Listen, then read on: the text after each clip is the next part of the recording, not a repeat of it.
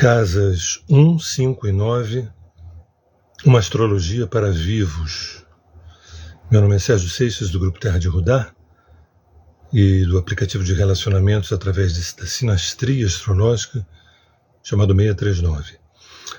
Antes de começar nesse tema apaixonante, que são as casas de fogo, 1, 5 e 9, quero lembrar que encerraram-se as vagas, do retiro de junho da Terra de Rudá, retiro de imersão que vai ser num lugar paradisíaco lá em Teresópolis, mas a gente está com uma lista de espera aberta. Algumas pessoas estão deixando o nome, porque sempre há uma desistência ou outra, porque a gente marca com muita antecedência o retiro, então não raro há uma desistência, e quem tiver na lista de espera por ordem de chegada, a gente dá prioridade, tá bom?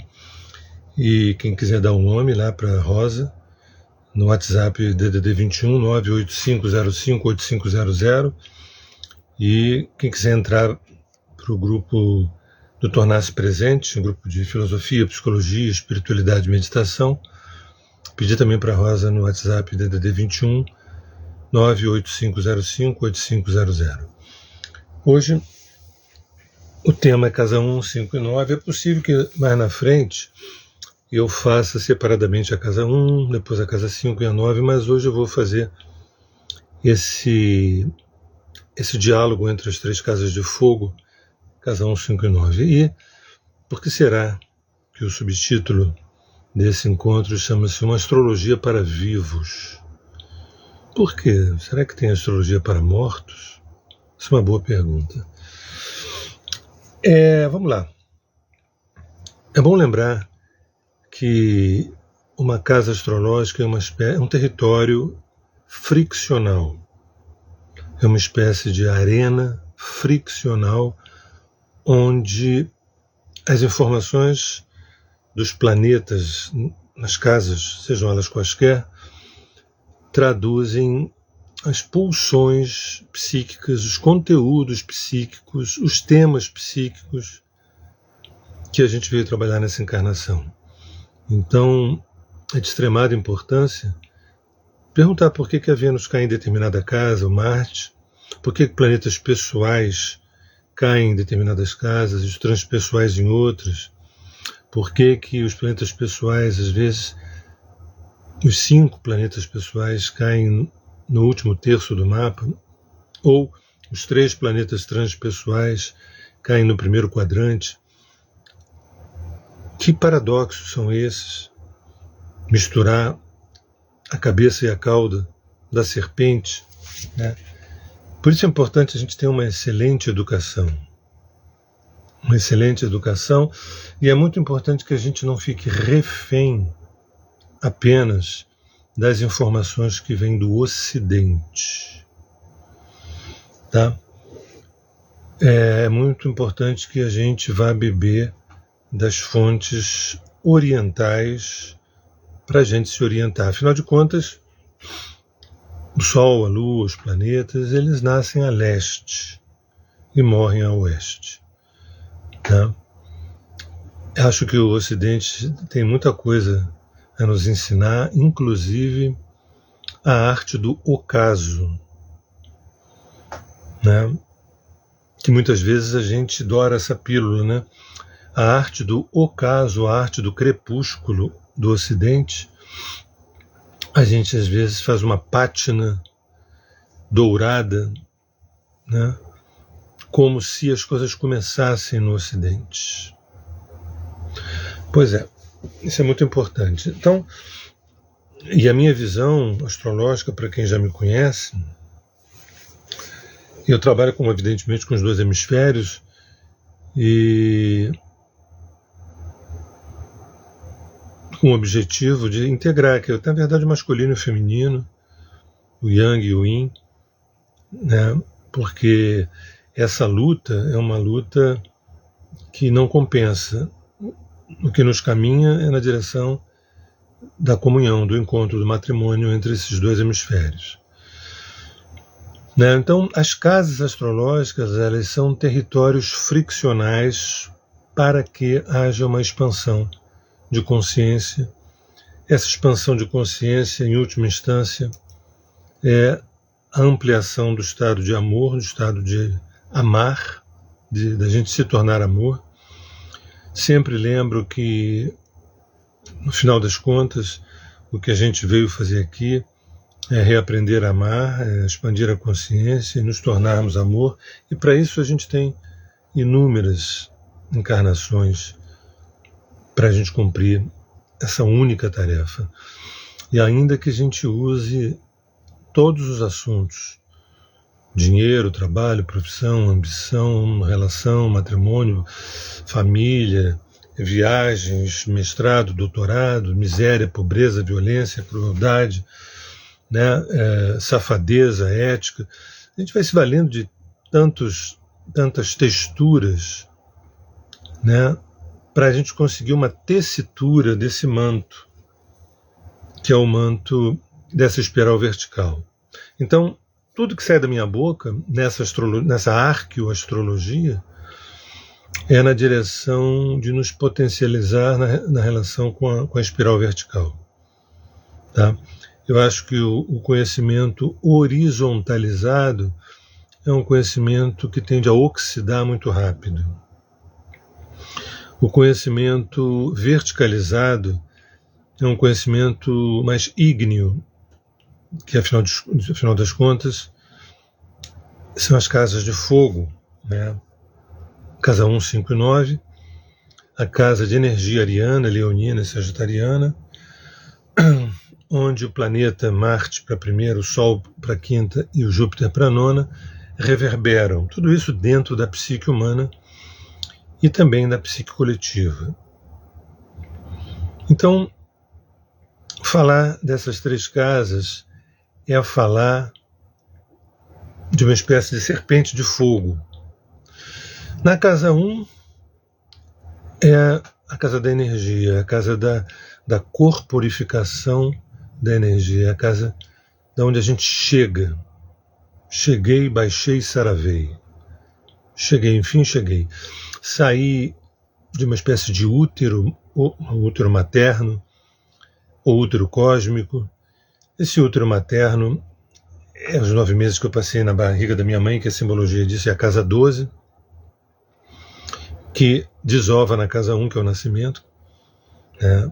Especialmente o grau exato do ascendente, descreve como é que se dá os nossos nascimentos para os eventos, para os acontecimentos, não só o nascimento para a vida, mas o nascimento para um novo ciclo de vida, para uma nova relação de amor, para um novo trabalho, né? Enfim, para todos os nossos nascimentos, quem sabe até os nascimentos diários nossos, quando a gente acorda.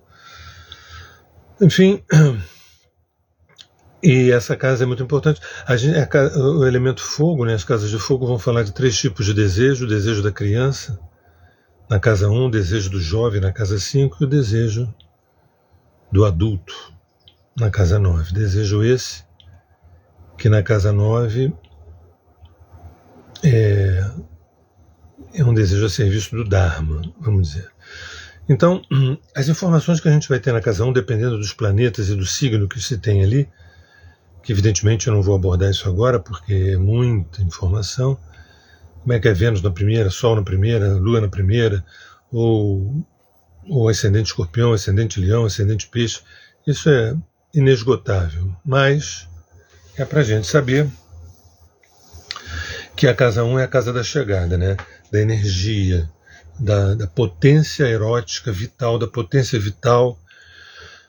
Sem essa casa não tem casa 2, não tem casa 3. Sem essa materialização, essa corporificação da energia, né?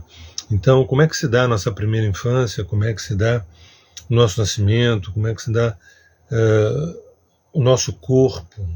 A gente vai ver ali as informações dos planetas e de signos que porventura estejam nessa casa 1, mas é a chegada, e é muito importante, porque fala do vício, da vitalidade, da energia, dessa potência, dessa felicidade que é estar vivo, dessa felicidade, dessa oportunidade da gente estar aqui enxergando, vendo, dançando, se movimentando, indo para um lugar, para o outro, voltando, errando, acertando.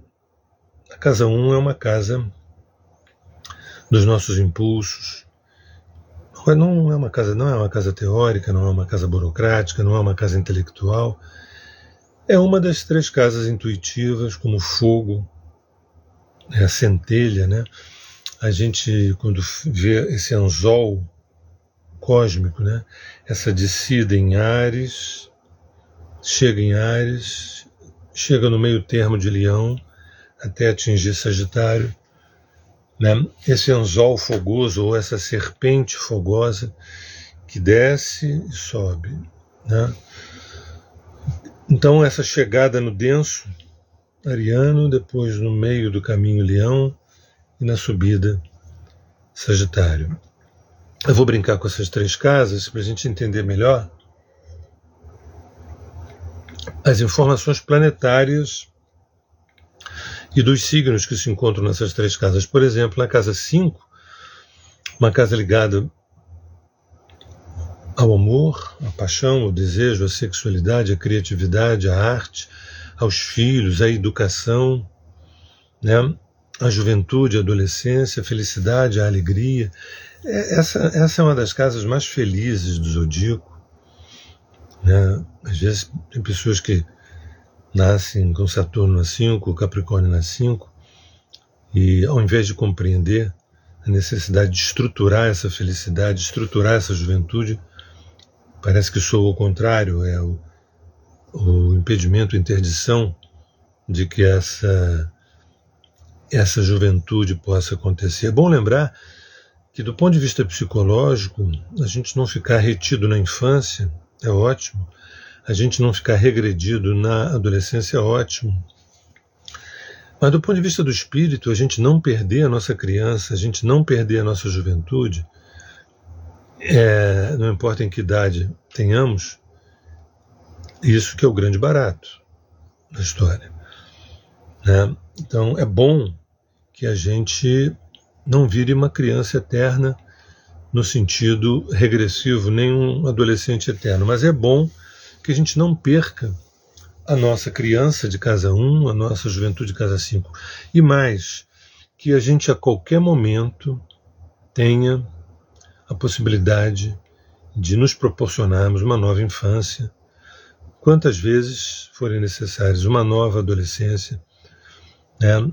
Então, pessoas que têm alguma sabedoria, e elas vão se dando várias infâncias e várias adolescências, vários primeiros beijos, vários primeiros amores, o que a gente chama, na Terra de Rudá, um dos conceitos é o olhar inaugural. É o olhar inaugural, o gesto inaugural, o ato, a atitude inaugural. A palavra ato é uma palavra do fogo, né? Não é por acaso que teatro é regido por Leão. O corpo em cima do palco, ou em cima da vida, ou na própria vida, é a casa 1. A casa 5 é o teatro dos afetos, né? O teatro da própria vida. Até um dia lá na frente a gente perceber que tudo que a gente viveu foi também uma representação, um tipo de jogo, né? E que a gente levou tão a sério assim. O elemento fogo, essas 3 casas, vão falar também da evolução através do humor, da nossa evolução através da nossa capacidade da gente se rir, da gente rir de nós mesmos. Isso é uma das coisas mais importantes das informações que a gente possa ter nas casas 9, 5 e 1. Que planetas, que signos se encontram. Qual é a natureza do meu humor? É para que humor e amor rimam deliciosamente, né?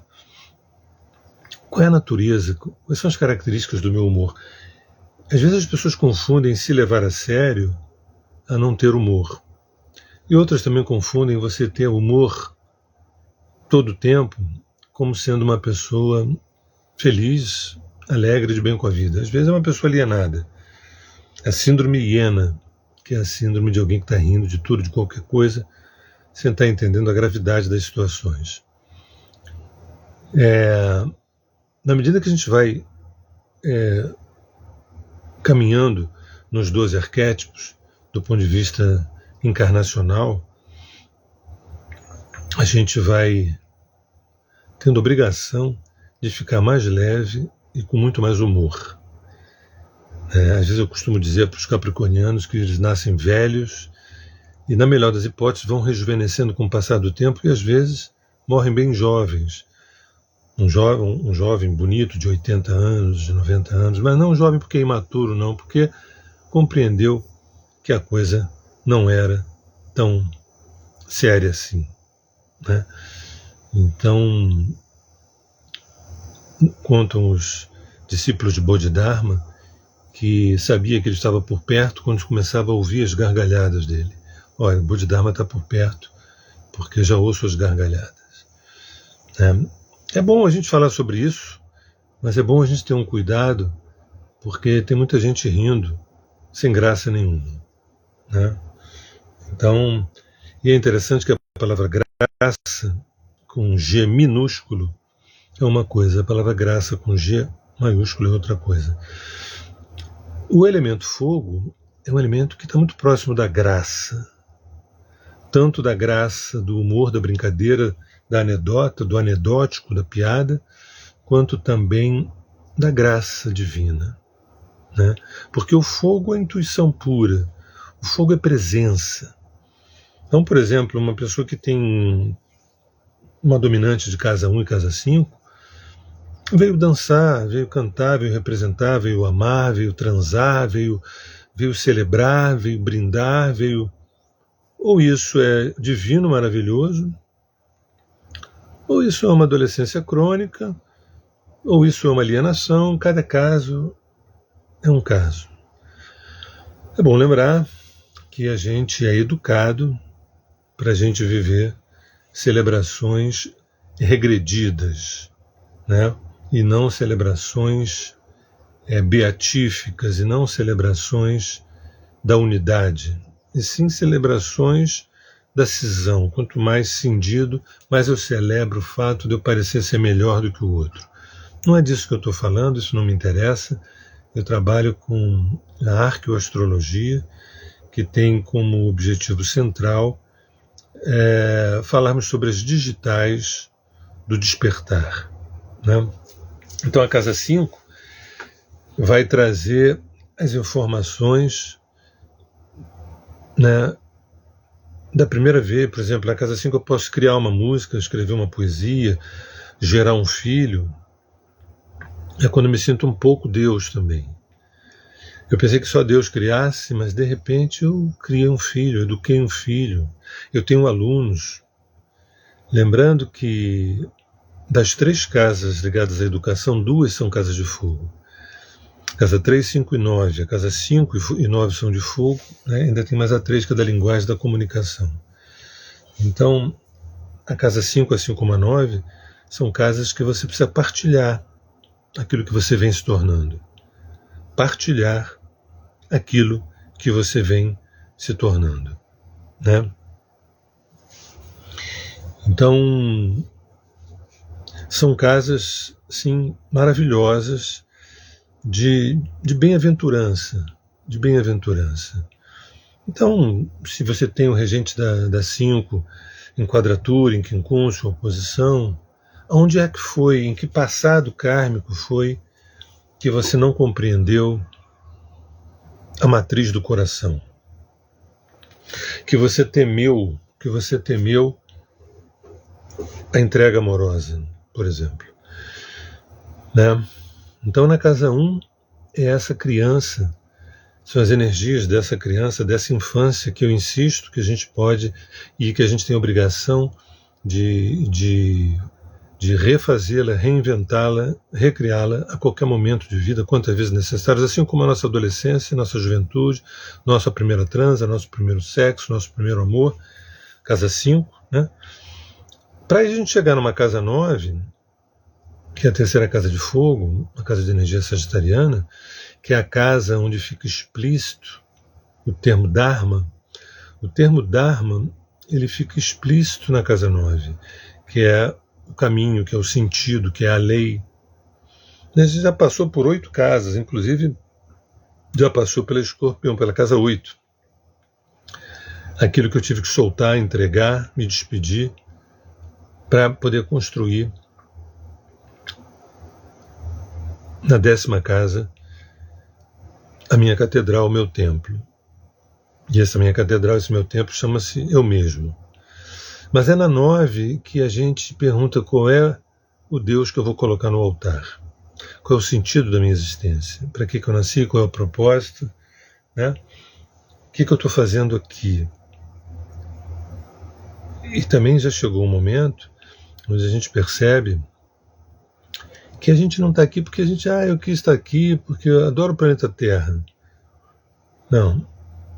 Nós somos funcionários da consciência, nós somos empregados da consciência. Nossa CLT é a nossa vida, é um salário altíssimo que a gente recebe. A nossa CLT é a nossa vida, é a vida que a gente tem. E é um salário máximo, entendeu? Que não tem teto. Então a gente recebe esse salário chamado vida para a gente cumprir a nossa obrigação, a nossa função, a nossa orgástica obrigação. Lembrando que as casas de fogo, 1, 5 e 9, são casas de êxtase, de prazer. Né? Não são casas ligadas exatamente a papo chato, papo cabeça, ainda que a casa 9 reja a filosofia, né? Mas também não é uma filosofia chata, fundamentalmente cartesiana.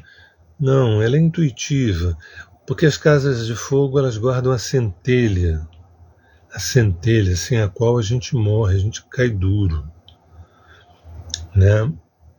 São as casas do espírito, assim como as casas de água são as casas da alma, né? Então é quando o espírito ele se corporifica na 1, ele assume uma excelência criadora na 5 e ele relembra o seu propósito, o seu dharma, a razão pela qual aquele espírito foi convocado a estar aqui. Lembrando que, dando sempre um spoiler, de vez em quando sempre dando um spoiler, a gente está aqui para expandir a consciência, sermos mais conscientes, amarmos mais e melhor, até o momento que a gente pare de amar, porque a gente já é o próprio amor. A gente ainda precisa amar fulano e ser amado, amar Beltrano e ser amado. A gente ainda precisa disso, mas não é para esse lugar que a gente está indo. A gente está indo para um lugar onde a gente é o amor. E o amor ama a si próprio. O amor é o próprio amor, a própria manifestação.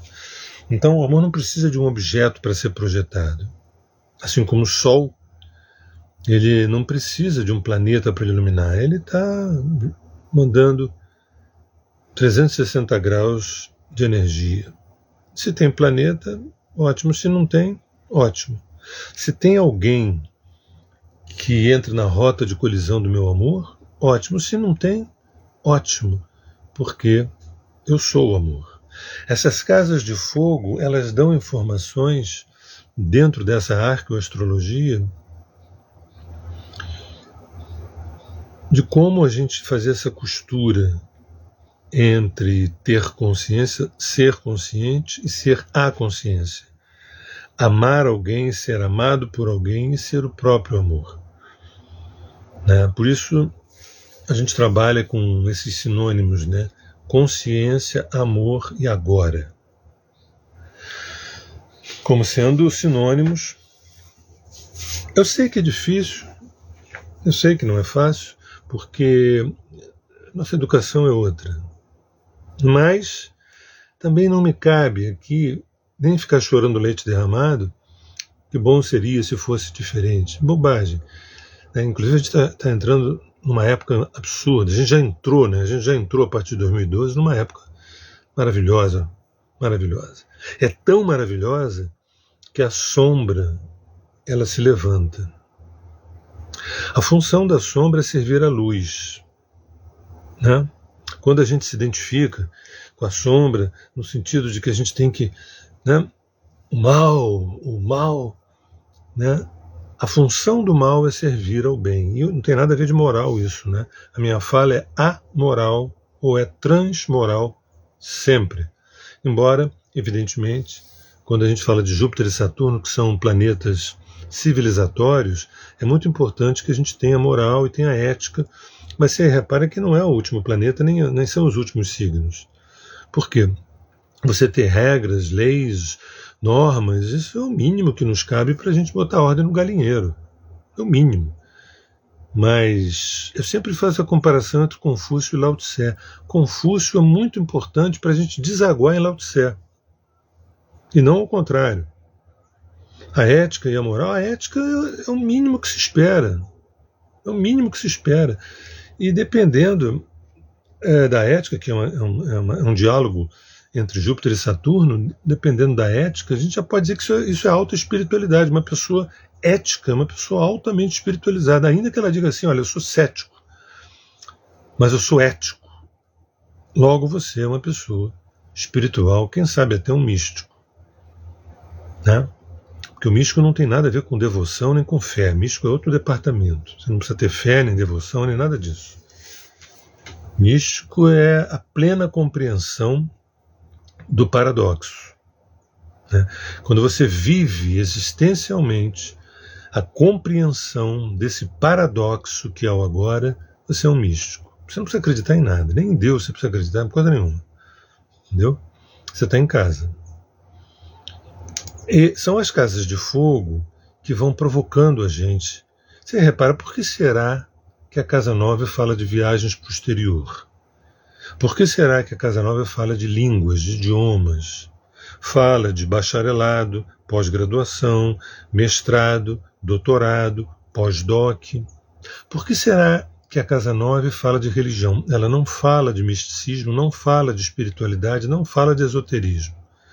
Esoterismo e ocultismo a Casa 8, religião ou religiosidade a Casa 9, transcendência a Casa 11 e misticismo e espiritualidade a Casa 12. São departamentos diferentes.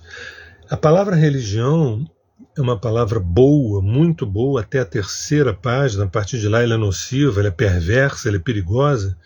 Mas a palavra religiosidade não. A palavra religiosidade é maravilhosa sempre. O estado, né? O instinto de religiosidade. A religiosidade é anterior à religião. A religiosidade é um instinto que faz com que a gente vá na direção da religação. A religião, a partir da terceira página, são instituições com outros fins, não só lucrativos, mas também políticos, etc, etc. Né?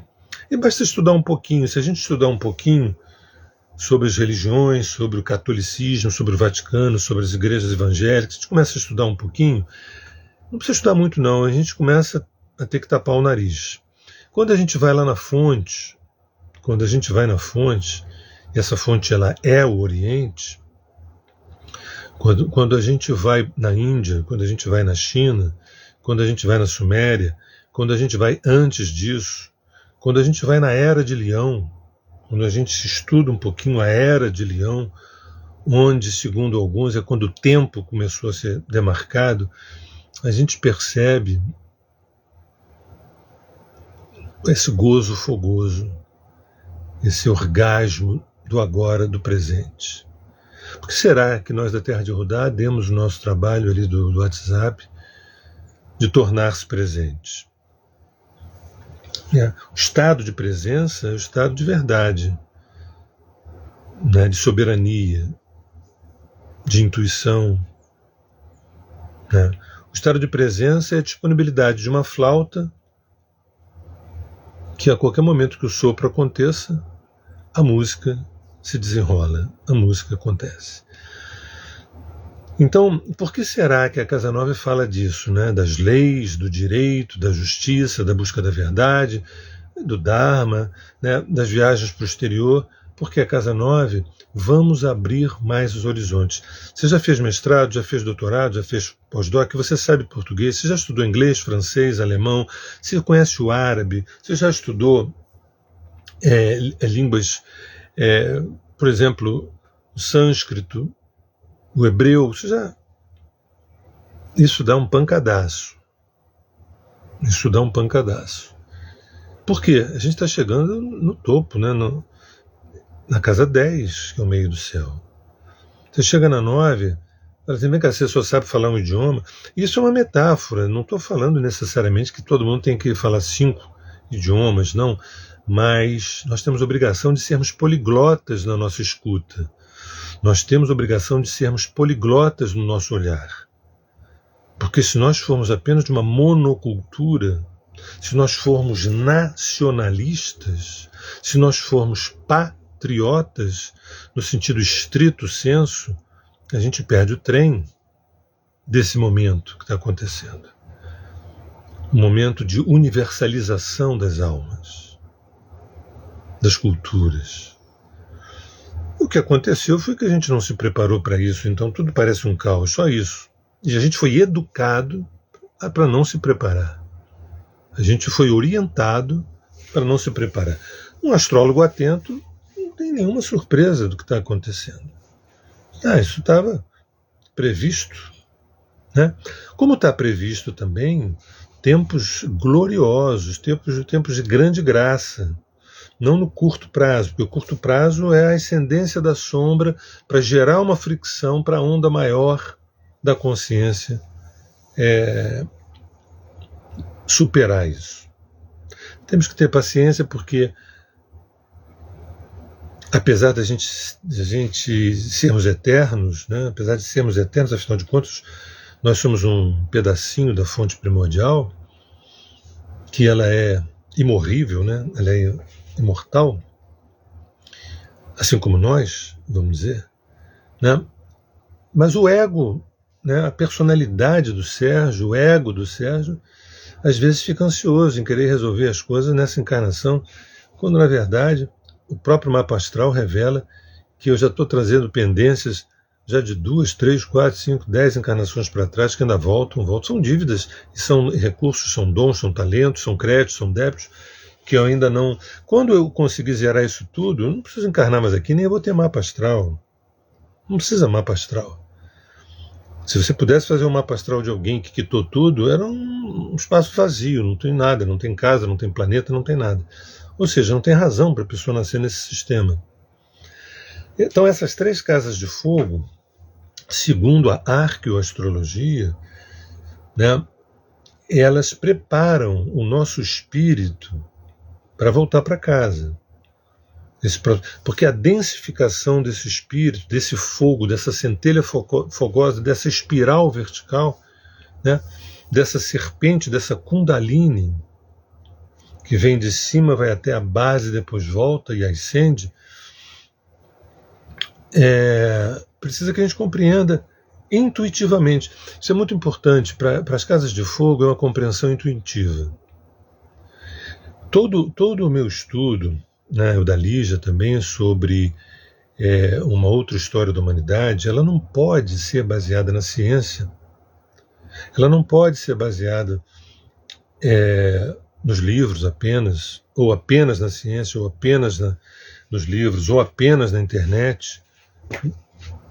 Ela tem que ser baseada nos registros acásticos. E os registros acásticos, para quem tem uma idônea canalização, ok, maravilha.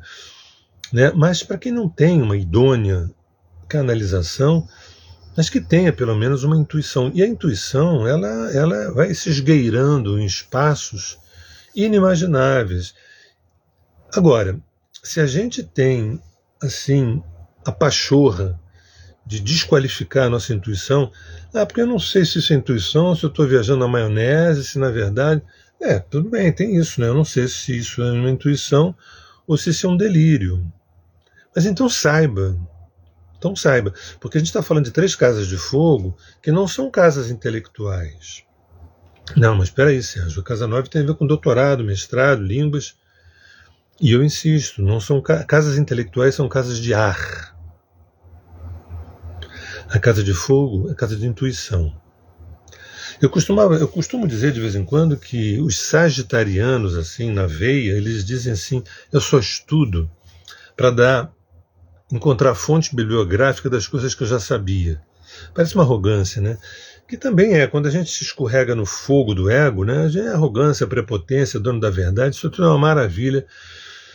Mas eu costumava brincar dizendo que o sagitariano ele estuda para encontrar a fonte bibliográfica das coisas que ele já sabia. E a gente, independente das casas de fogo, a gente já sabe muita coisa, ou a gente já sabe tudo que a gente precisa para ascender, para ir para o andar de cima.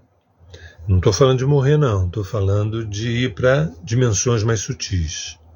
Mas está tudo soterrado. Por isso, quando a gente fala de arqueoastrologia, era uma tentativa da gente, através da astrologia, fazer uma escavação arqueológica. Porque todos esses registros acásticos que você não acessa através exatamente do elemento terra, você não acessa exatamente através do elemento ar, através da água e do fogo. Esse eixo água e fogo é um eixo muito importante. Muito importante. A água rege a alma, as emoções, os sentimentos, e o fogo o espírito, a intuição. E Sérgio, mas tem muita gente que fala que a intuição é água. Eu sei disso.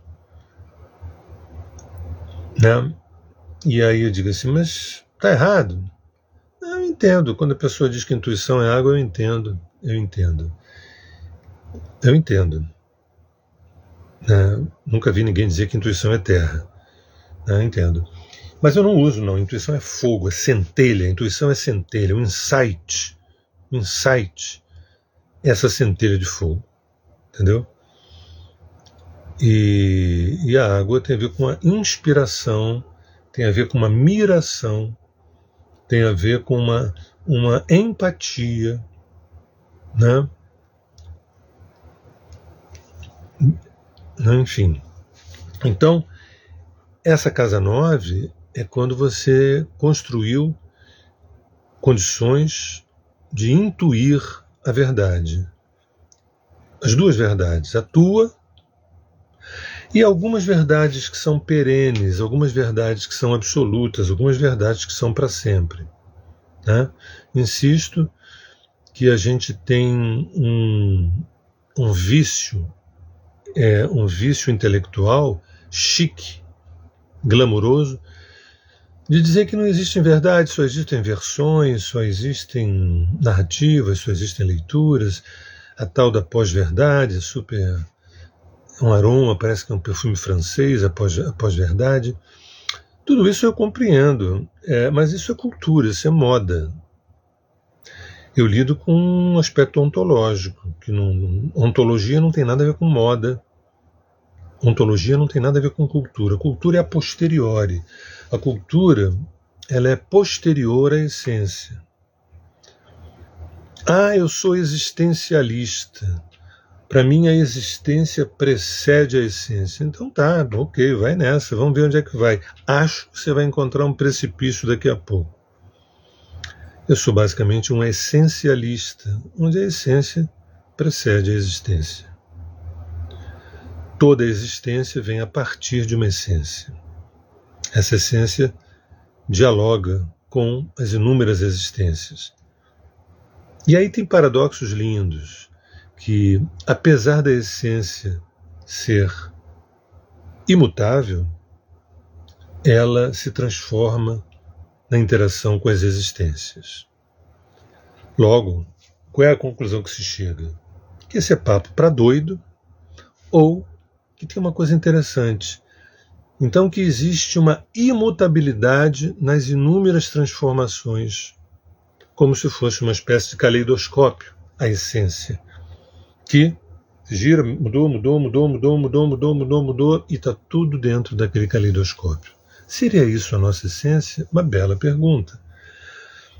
As casas de fogo, 1, 5 e 9, têm o objetivo, através dos planetas pessoais, dos planetas civilizatórios, dos planetas transpessoais, dos signos que se encontram ali, a dar informações sobre como a gente destravar o nosso acesso aos registros mais profundos, onde mora a verdade, que é fogo puro, fogo que transforma, fogo que purga, que queima,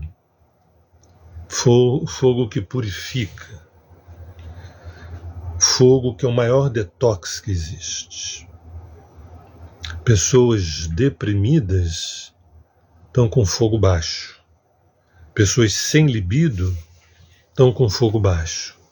Pessoas sem paixão estão com fogo baixo. E, evidentemente, eu também tenho lidado com pessoas com fogo altíssimo, sem água, sem terra, e aí não, é complicado, porque esse fogo leva para o aspecto da loucura, às vezes da bipolaridade, vai inflacionando e depois desidrata, né? Então, é isso. Por que eu falei uma astrologia para os vivos, né? Porque as casas de fogo, elas falam dos nossos olhos que brilham, de quem está com muita vida, muita energia, muita vontade, muito desejo, muita paixão. Evidentemente, a casa 9 é a casa do conhecimento. Eu estou atrelando essas 3 casas, estou fazendo uma costura entre as 3 casas. Se você tem um Sol na primeira, Marte na primeira, Vênus na primeira, Júpiter na primeira, né? Às vezes até a Lua na primeira, às vezes, né? Até a Lua na primeira, é um convite à presentificação, Mas se você não tem conhecimento, se você não estuda, não pesquisa, não lê, não se informa, não conhece, não sabe, não se interessa, você é uma eterna criança boba, na mão de terceiros. Ou aquele filho único, não importa se tem outros irmãos, mas às vezes existem filhos únicos que têm irmãos. E existem filhos únicos literais que não agem como filhos únicos. Tá? Via de regra, filhos únicos são aqueles que não tiveram irmãos e são um pouco mais egocentrados, individualistas, dão mais trabalho. Isso que a gente vê por aí não está errado, é uma generalização. Mas a gente vê às vezes filho único onde tem 2, 3 irmãos, mas aquele é um filho único, porque, sabe, como se os irmãos não existissem, né? Eu. Entende? A casa 5 idem, você pode ter uma opção de planetas ali generosos, né, na casa 5, ou que casa deliciosa, da paixão, da criatividade, da arte, do amor, né, da festa, da juventude, da alegria, da brincadeira. Porra, sabe? Às vezes junta 5 com a 3, 5 com a 1, né? Às vezes junta o mapa inteiro da pessoa, cai ali na 5, na 3 e na 1. Então é um convite para a gente curtir a vida, mas sem conhecimento, sem sabedoria. Porque o que é sabedoria? Conhecimento mais amor. Tá? O que é sabedoria? Conhecimento mais amor. Conhecimento sem amor é conhecimento. Amor com letra minúscula é gostar. Amor em caixa alta, aí sim já é sabedoria, já é conhecimento com sabedoria, etc, etc. Né? O que eu estou fazendo aqui hoje? Dando uma aula da casa 1, 5 e 9? Não, eu não me presto. Mas provocando vocês a friccionar pedra com pedra, lenha com lenha, para que a centelha aconteça, que a fogueira pegue, que pegue a base da coluna, suba essa serpente emplumada, essa serpente alada, que é da nossa Kundalini, da nossa espinha, passe pelo chakra cardíaco, passe pelo timo, passe pelo terceiro olho, continue subindo. É para isso que serve o conhecimento. É para isso que serve a astrologia, é para isso que serve a arqueoastrologia. Não só para dizer que você tem Júpiter na 9, isso favorece viagens para o exterior. Que você tem Vênus na 5, do lado de Urano, que você vai ser uma namoradeira, um namorador e tudo mais. Que você tem Marte na primeira, que você deveria fazer esporte, quem sabe fazer uma luta, um boxe. Essa é uma astrologia correta. E tem muitos astrólogos que ficam aí, tá tudo bem. Mas sabe o que acontece? Depois de você ter 44 anos de pesquisa e de estudo, né, e sempre me referenciando ao Oriente, fala assim, esse conhecimento aqui é para quê? É para me dar alguma cartografia do processo de individuação, do processo de iluminação, do processo de despertar. Aí você pergunta assim, Sérgio, então tá bom, você é um iluminado? Infelizmente não. Você é um desperto, né? Não. Você é um Buda, né? Potencialmente sim, como você também, mas não. Porra, então tu estuda isso há 44 anos, não conseguiu, e nós que estamos chegando agora, o que você quer? Isso não é assim tão aritmético. Eu te garanto que tem gente com 18 anos, com 25, com 33, que pode começar a estudar pelo olhar da arqueoastrologia e dar um salto consciencial muito maior do que o meu. Porque não é o fato de estudar um conhecimento há muito tempo que o confere a certeza, né? Uma relação, né? Quer dizer, a certeza de que vai se iluminar ou se despertar é uma relação isso tudo. Cada um é cada um. Cada mapa é cada mapa. Então tem gente que chegou agora na pista e encontrou o amor da sua vida. E tem gente que está na pista há muito tempo e ainda não rolou nada. Não chamo isso de sorte, não. Eu chamo isso de mérito. E não é um mérito do ego, não é um mérito tangível, é um mérito que foge à nossa racionalidade. Eu me empenho, eu me esforço, né?